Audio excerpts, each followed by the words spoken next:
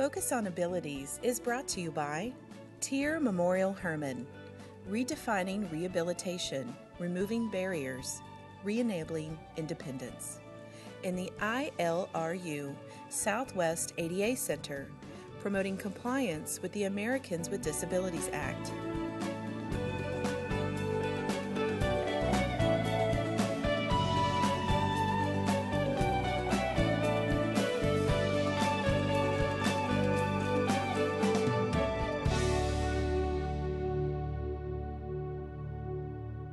Welcome to Focus on Abilities, a program about issues affecting the lives of people with disabilities. I'm Lex Frieden, your host for today's program. I'm professor at the University of Texas Health Science Center at Houston, and I direct the Independent Living Program at TIRR Memorial Hermann.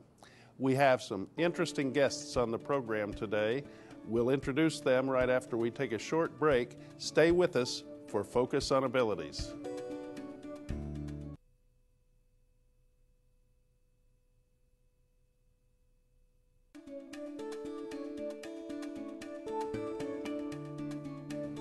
Thank you for joining us for Focus on Abilities today. Our guests are Elish Hough and Cristen Reat from the Easter Seals Society here in Houston, and we have an interesting topic to discuss along with what's going on with Easter Seals. So, Elise, you're the CEO, the Executive Director of the Easter Seals. Welcome to Focus on Abilities. Thank you. And Cristen, you're an employee at Easter Seals, and we'll talk about your program in a little bit, but first I want to hear from you, Elise. Easter Seals is an old organization in Houston. As long as I've lived here, as long as I can remember, there's been an Easter Seals, but the mission of the organization seems to have become, let's say, a little more contemporary lately, and I wonder if you'll tell us what's going on. Well, I think we've been around since 1947, and I think one of the reasons we've had such longevity is that we have changed with the times. So as the needs of people with disabilities have changed, as technology has changed, as funding sources have changed, we've tried to change along with it. We have focused our programming more in the last several years on how do we take a few resources and really leverage them so that we can have the highest impact on people with all kinds of disabilities. The program itself now, how many people do you serve? We're serving about 5,500 families every year, and that's people of all ages with any type of disability. And to the extent that we can, we try to provide our services without any fee or charge. The people who you're serving, are they all coming to a certain place? Do you have clinics? Do you have a facility that you use? How does that work now? We have a central office, and we have some outreach offices in Fort Bend, in Montgomery County. We're providing services actually in all 7 counties that surround Houston. But our primary location is our central office in Bel Air. With that said, most of our services are provided in-home or out in the community just to make access to services easier for our clients. So how many staff are there? We have almost 100 staff members. Good grief. Yeah. All paid staff, or some of them are volunteers? We have a couple hundred volunteers on top of the 100 paid staff, and those volunteers are actually the equivalent of having an additional 20 staff people. We are so lucky to have so many people who help us with our work.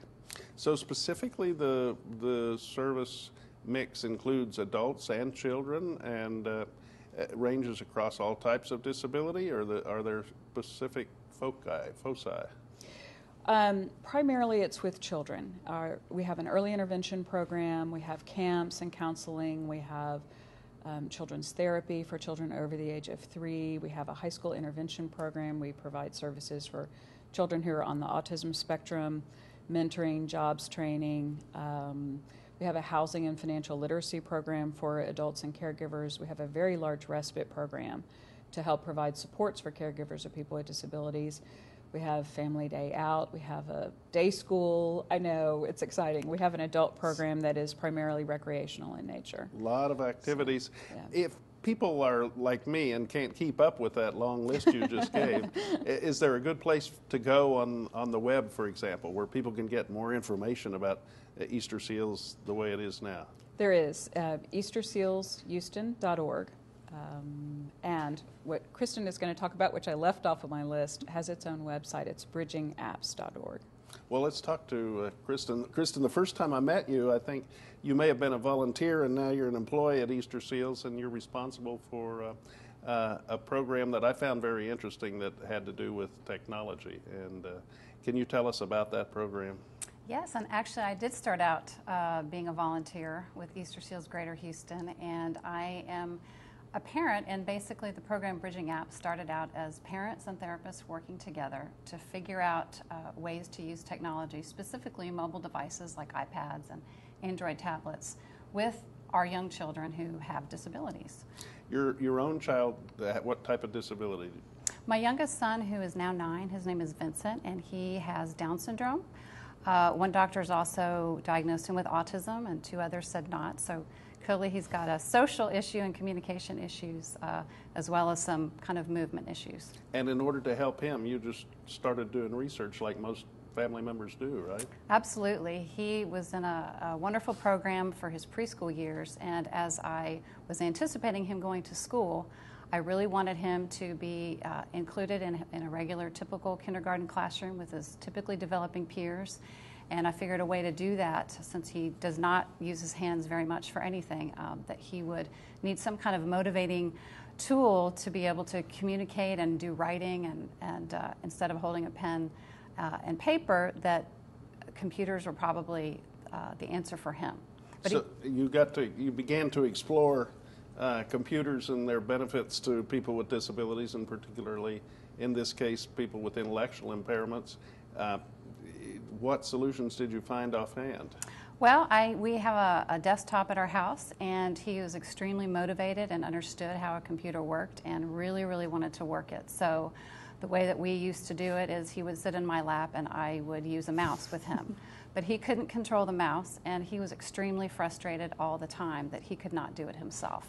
He also would see friends using their handheld devices and little games, and he could not do it. So it was very kind of heart-wrenching. So I had to figure out a solution for that, and I tried adaptive mice, I tried joysticks accessing the computer, but he also has a visual issue, which makes it really difficult for him to keep track of where the cursor is on a computer. So I needed another answer. And the solutions just sort of evolved after that? It did. As I said, I tried many, many things, and nothing was really working, and we were both frustrated. And the countdown to kindergarten had begun, and ironically, it's when the iPad came out. So with the iPad, he just took to it like a duck to water, huh? He took to it like a duck to water, and there was very little that I had to show him to do, and he actually navigates it very, very expertly now. And even some of the games that we played together, some of the educational software that we used on our desktop, now are apps that he can do independently on the iPad. So what led you to the notion that there must be other parents with the same kind of challenges? At about the same time that I got an iPad, his occupational therapist, who's a wonderful, very experienced person, also got an iPad. She had an iPod Touch, which is just a smaller version, really, of the iPad. And she'd had that and used that a little bit in her therapy. But she and I got them at the same time and began talking and talking with other parents and other therapists in the clinic about how they were using the device, which apps were appropriate for different skills and different children, and we just started meeting informally. So it's one of those things where it became sort of a natural thing to do. Parents with kids who needed some assistance found that these devices were functional, and they started to use them in different ways, and then you linked up and began to share ideas, and I suppose somebody had a wrinkle that somebody else didn't have, and that started a whole wave of meeting and collaboration, right? It did. We, as I said, we met informally, and I was really tired of seeing people in grocery stores and asking them questions and having 5 seconds here and 15 seconds there and madly writing notes. So we thought it was time to form kind of a more formal group where we met on a regular basis and invited people to come and share what they were learning with their typical kids as well, but mostly with their children with special needs. Now, were you already identified with the Easter Seal? Were you already using Easter Seals for a service provider for your child? I was not, no. How did you get connected with Easter Seals then? Well, it was kind of an interesting coincidence. One of the mothers who was also using iPad with her son did access Easter Seals and was looking at a school that Easter Seals has called the Caroline School as maybe an appropriate environment for her son. And she met Elise, I think, and we all began talking, and that's how Elise found out about our group. So Elise, when this idea, was this the first time you heard of this notion when Cristen and others approached you about it, or had you, in your knowledge of the community and the way things had been developing with computers and so on, did you already have an inkling that here was a solution? We are a Texas Technology Access Project assistive technology lab site, and so we've been using and helping folks access technology, assistive and adaptive technology, for years. What was really exciting when I heard about it was not only were the parents getting together as a group, but Sammy Rahman, who's another one of the founding parents, had developed a website, and so they were capturing this information and sharing it beyond their local group with the community at large. They actually had some of their first users were in Australia and in Europe. Wow. The website in December had over 1 million page views, so this is a really widely used source of information for people. And so for Easter Seals, our hope was, rather than have them create another 501c3 with all the administrative cost, that this would give a platform for us to really expand what this group of parents had intuitively built, which was pretty amazing. So we were really excited to have Bridging Apps. So you, in effect, provided the infrastructure for them to organize. You provided some space, you provided technical support, probably some fundraising too. Yeah. And what's been, I think, really exciting this first year as an official part of Easter Seals is that we've been able to expand in collaboration with some other Easter Seals affiliates. So we have a program now in Austin, and we have a program in the Rio Grande Valley. This year, we're also going to be expanding into Montgomery County. The Montgomery County leadership class chose us as their project. So they're raising money to build a lab there and to staff it so that we can build a parent group there, as well as in Fort Bend with the George Foundation's assistance. How many families and children are engaged in the program now? We have Bridging Apps as part of our Toy Tech and Assistive Technology program. So we're serving about 800 families locally. And then through the website, about 15 to 20,000 people a month are using the website. So it has a pretty broad reach. Cristen, you were just a parent and a volunteer, and then I guess Elise convinced you to actually make yourself available more, and employed you at some point. What's your specific role with regard to this project? Well, besides being co-founder of Bridging Apps, I'm the program coordinator of Bridging Apps. So we, as Elise mentioned, we have different locations now where we have meetings, and still our monthly meetings is a really important part of the program. So lots of great ideas are shared, and so I manage that, do a lot with the website. Okay, well, I want to know more about Bridging Apps, exactly how you get there, what it does, what the kids do that are engaged in it, and so on, and we'll discuss that. But right now I'd like to take a break and ask all of you who are watching, please stay tuned. We're going to have more on Focus on Abilities right after this break.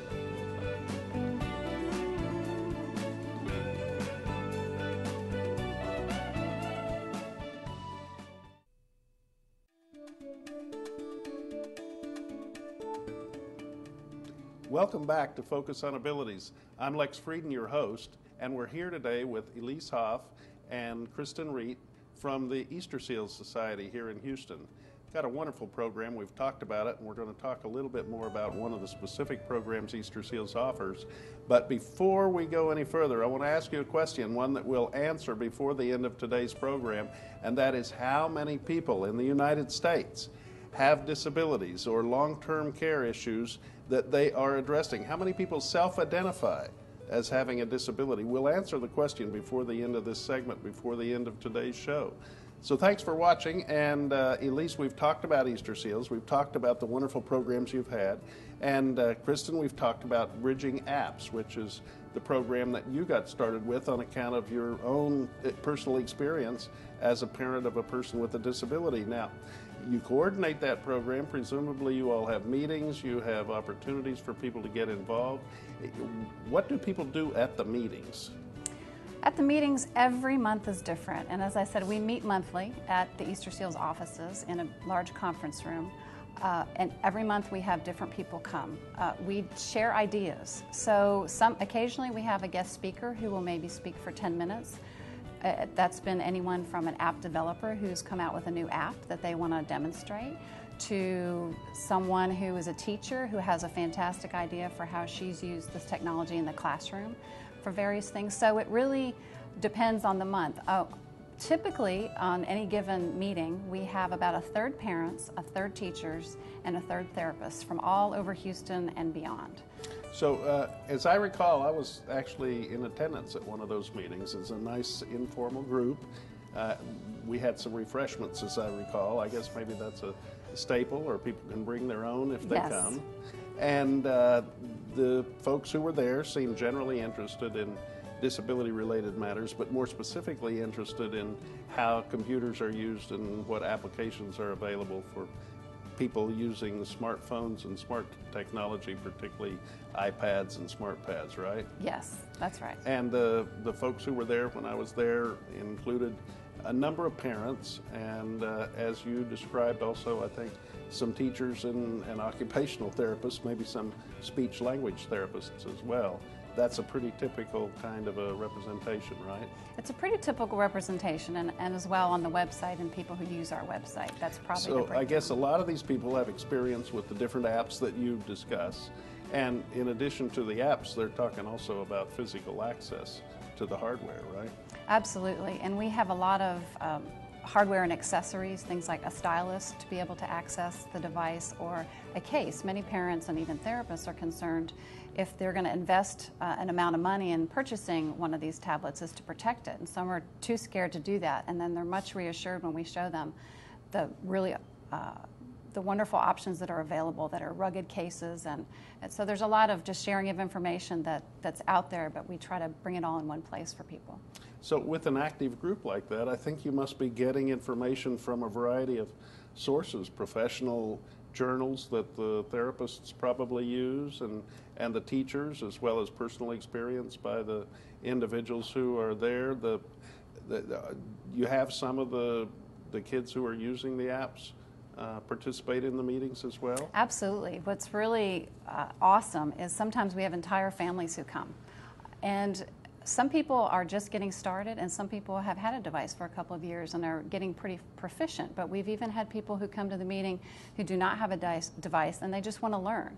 So we encourage people. We have plenty of devices to share, and so they can have some hands-on experience to learn more. So we've even had people come directly from the Apple Store and have had the iPad in the box and are so intimidated about getting started. And we really focus a lot on helping people get started and giving them the tools they need to get where they need to go. Wow. So some of the people who come obviously come for different reasons. They come to learn as well as to share, and I suppose some who come to learn wind up finding that they have things to share as well. Absolutely. And typically, if we have more than just a few people at the meetings, we divide the meetings into a getting started group and a returning users group. And you can pick whichever group you want. If you want more explanation and more help getting started, we're happy to help people do that. And those meetings are monthly at the Bel Air location? Yes, they're the second Wednesday of every month at the Bel Air location, which is on Bissonnet in Newcastle. Elise, you have 24/7 service, I guess, at Sometimes it feels like that, yeah. The groups that meet there, is it always the same day? Does the day change? How do you accommodate that? We have a lot of community groups, particularly disability-focused groups. Case managers, Dynavox comes and trains on more traditional devices, Brinkley Romney. So there are a lot of people who use our space, and we encourage that because we want to be a place where anybody with a disability can come and try to find a resource that might work for them. I think one of the things that's really amazing that you were heading to in your question is on the website, I think why people are using it, what's different about it than some of the other websites is that the app reviews are done by therapists and teachers who have a lot of experience, and they're using standardized testing measures to describe it. So anybody around the world who's familiar with those can go on and understand what they're getting in an app. Well, some of these apps can be very expensive, so I mean, you wouldn't want to just pay for one without having the idea it was going to work. And I'm also concerned, I guess, about families who, as Cristen mentioned, may not be able to afford to buy a device, do you have any kind of a loan program, a sharing program, or any ideas in the basket about being able to provide people who aren't able to have their own devices with access to the technology? We actually are teaming with another group that decided also not to start their own nonprofit and joined us, called iPads for Autism and iPads for Special Needs. And so we are in the beginning phases of raising money for that. We're also encouraging people to use our new lab, which AT&T donated to us. So we'll have an assistive technology lab that'll have the mobile devices, any type of touch-based technology, so people can come in and find out what they need. We also encourage people to donate their used iPads as people move to 3s and 4s and new Androids, and as Kindles become more accessible. To donate those to us, we will scrub them clean and then donate them to somebody who can afford the technology. How many times have you been able to do that thus far?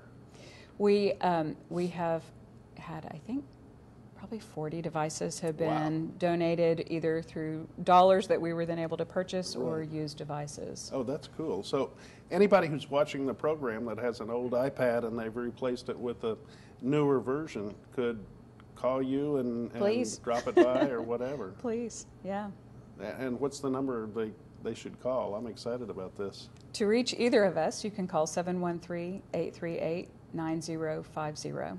Okay, we'll come back to that number later, but I think it's really important that people see there's an opportunity to be involved even if you don't have a child with a disability or you don't have a personal need.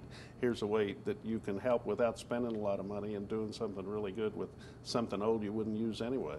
Absolutely. Kristen, the kids that use this, they're not particular about which generation iPad they have as long as the icons, right? Absolutely, absolutely. And an iPad, anything from an iPad 2 on, has a camera, which is really extremely useful to use within a variety of apps, but just for a variety of tasks like creating schedules and social stories and all kinds of things that's customized, can be customized for the child. What about the other smart pads, the alternatives to the Apple, the new Windows smart pad, the new Android smart pads, and so on? Do you find the same kind of apps available for them that you do for the Apple products? You know, we also definitely track Android apps as well because lots of people have those devices. What I can say about that, at least now, that there aren't as many that are specifically designed for special needs, although some of them can be repurposed for that purpose. There just happen to be more apps available in iTunes, and also the accessibility features that are just built into the operating system of the Apple products are just a little bit further ahead now. And what about that issue of cost? I mean, I have an iPad, and the only apps I download are the ones that are free or the ones that are sale 99 cents on Black Thursday. So, but I've seen these apps that are designated for special needs that cost $150. I can't. It's hard for me to imagine it would be worth that when you get so much available that doesn't cost anything. And I wonder what your feeling is about that. What's your experience? Well, you know, that's the really nice thing is there are so many that are free. There are so many that are called Lite, L-I-T-E version, where you can actually trial an app that's free. And then if you think it's going to work for you, and sometimes you have to try many, many things, then you can get the full version, which has all the features and the content that you need. Some of the more expensive apps really are designed for special needs, and most of those really expensive ones are either for speech or communication, or what's called AAC, which is augmentative and alternative communication for people who are nonverbal. So if you compare that cost plus a mobile device, it is still infinitely cheaper than some of the traditional devices for people who are nonverbal. But the point is, if your child might need something like that, to be able to go to your group and see what real experience has been, whether people really feel like it's worth the $150 or whatever that expensive app might cost compared to a free one, they can get some assurance there and perhaps even have the opportunity to see that app in motion. Absolutely, and that's why we're very excited about the expansion of the AT Lab, where people can actually come and try out many, many different types of apps before they purchase it. Also, we do spend a lot of time with our app reviews, and again, only therapists and special education teachers do the app reviews, and they write a lot of information, give a lot of additional information from a special needs perspective, where you can spend a lot of time on our website and do a lot of research and learning before you ever go out and purchase. Is there an opportunity to comment?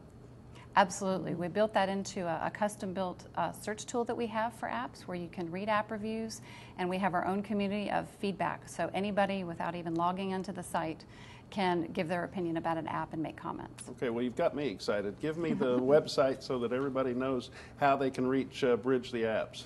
It's bridgingapps.org.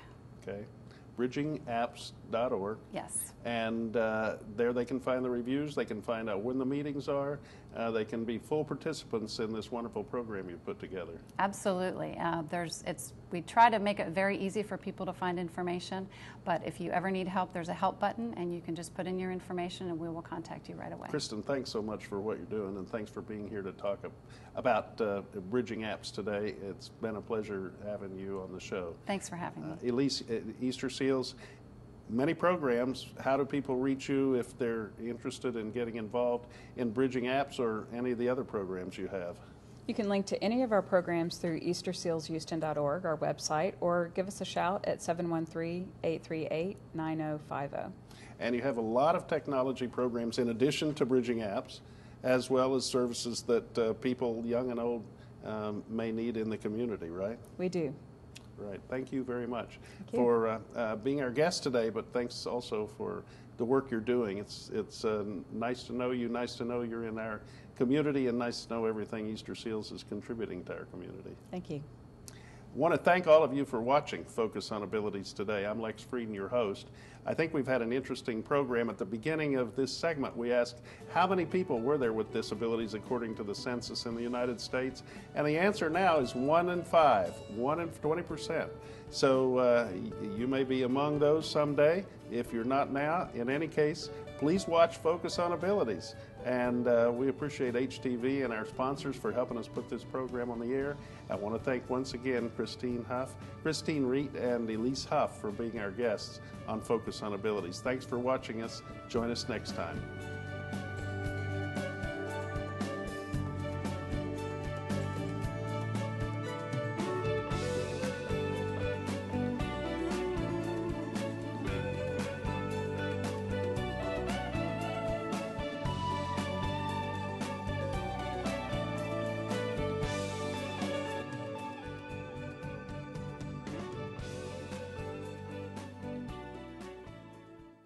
Focus on Abilities is brought to you by Tier Memorial Hermann, redefining rehabilitation, removing barriers, re-enabling independence.